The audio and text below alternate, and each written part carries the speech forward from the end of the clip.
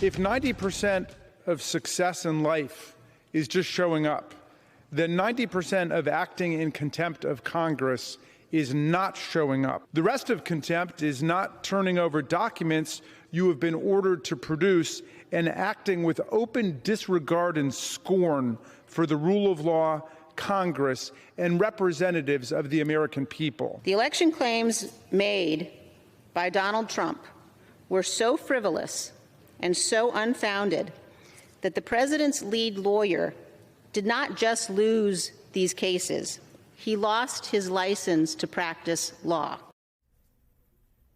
Just moments after we heard from members of the January 6th committee, the House voted to refer former Trump aides Peter Navarro and Dan Scavino to the Justice Department for criminal contempt of Congress.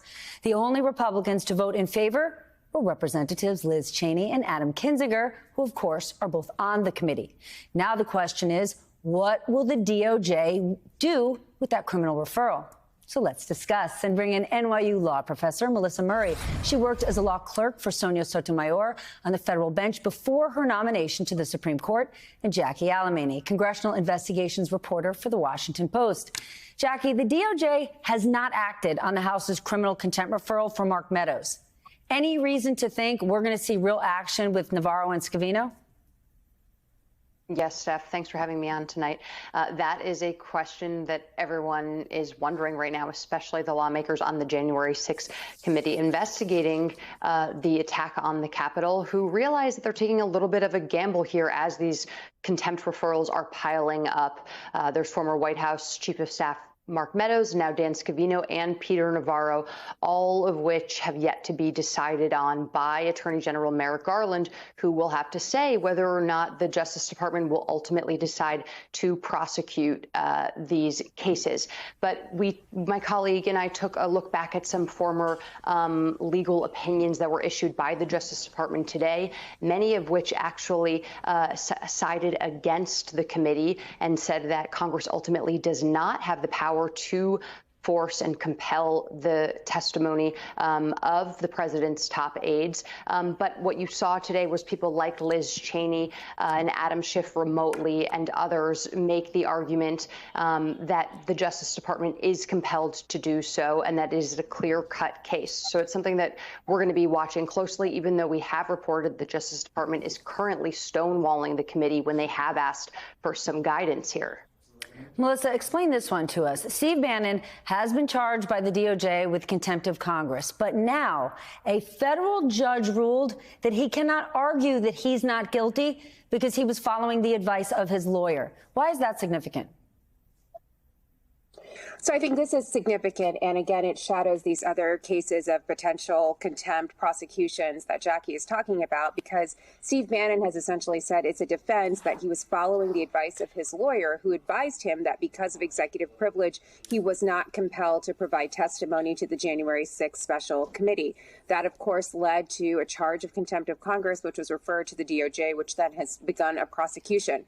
One of the things that separates the Bannon case from some of these other cases is that it's unclear whether Bannon would actually count as an advisor to the president who would be covered by executive privilege during this period while he was doing this work in the January 6th effort. So that's one significant thing. But again, the fact that Bannon no longer has a defense, according to this district court judge, means that he's either going to have to go to trial and put on a defense, or he's going to have to plead guilty. And this, of course, is a charge that carries up to a fine of $100,000 or a year in prison.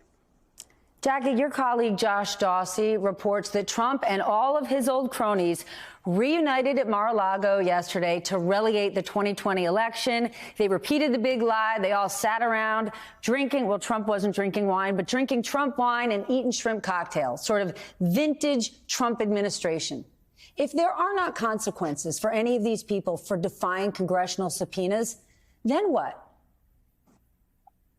Yeah, it was pretty remarkable to read about Peter Navarro palling around Mar-a-Lago last night like nothing has happened in the year and a half since the insurrection. And it's clear that the former president himself has been hardly chastened by a lot of the conversation about potential criminal liability that has been swirling around. But I highly recommend that everyone go ahead and read my colleague Josh Dossey's dispatch from Mar-a-Lago last night, where the president doubled down on his claims that have been disproven over and over again that the election was rigged. And I think that scenes like this, the more and more they're highlighted, the likelier you're going to hear outcry from the January 6th committee to maybe push a little bit harder to make that criminal referral. While it doesn't have any actual legal bearing, it does carry some political weight to the Department of Justice.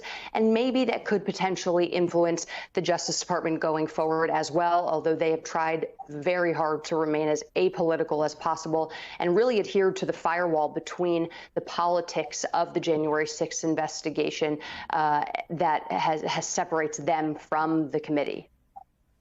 Do you think any of this will influence the DOJ, Melissa? I mean, when you look at these people yucking it up, no sense of fear whatsoever, does the DOJ think about the danger of no consequences? I'm sure they're thinking about it. It may also be the case that they're thinking that being forced to drink Trump wine is punishment enough by itself. But they certainly have to be thinking about all of this and the optics of it and what it looks like for the American people. And again, the DOJ has been prosecuting many of the individuals who were involved in the January 6th insurrection. A lot of these are low-level individuals, so a lot of these are property crime infringements, trespassing, invading Congress. But the real question is, how far up does it go? Where do you get to the head of this snake? And that is the real question. I think that's what everyone is looking at. So, of course, the DOJ is thinking about it because this looks like a flagrant disregard of the rule of law. Switching topics, the Senate appears to be ready to vote to confirm Ketanji Brown Jackson to the Supreme Court tomorrow. And I want to play what Republican Senator Tom Cotton is now saying. The last Judge Jackson left the Supreme Court to go to Nuremberg and prosecute the case against the Nazis. This Judge Jackson might have gone there to defend them. You don't think it was a bridge too far to make the link with Nuremberg and Nazis? No, John, again, in three separate cases, she was representing not American citizens charged with a crime entitled to due process under our Constitution, foreign terrorists. This is a man who graduated from Harvard in 3 years. What's your reaction to what he said, Melissa? Again, the defense of indigent defendants is a cornerstone of the rule of law in the Anglo-American legal system. Judge Jackson, in her role as a federal public defender and as a lawyer in private practice providing pro bono defense to indigent clients, was upholding that constitutional commitment that is embedded in the Sixth Amendment's guarantee of the right to counsel. So again, to equate this with Nazism, genocide, Nuremberg, is really a bridge too far. And I think Senator Cotton probably knows that. Certainly he knows that if he attended Harvard Law School or any law school, because this is basic stuff that we teach our 1L students. Everyone knows who goes to law school that the Sixth Amendment is a cornerstone of our constitutional system. All right, ladies, before we go, quick lightning round because I can't get it out of my mind. Melissa, to you first. I'm looking in the upper right hand behind you. Is that a giant picture of Meghan Markle? And I also want to know, on your pineapple pillow, what does it say? So I think the pineapple pillow is a room raider pillow. And yes, that is a giant head of Meghan Markle. That's fantastic. And to Jackie, you know the question coming.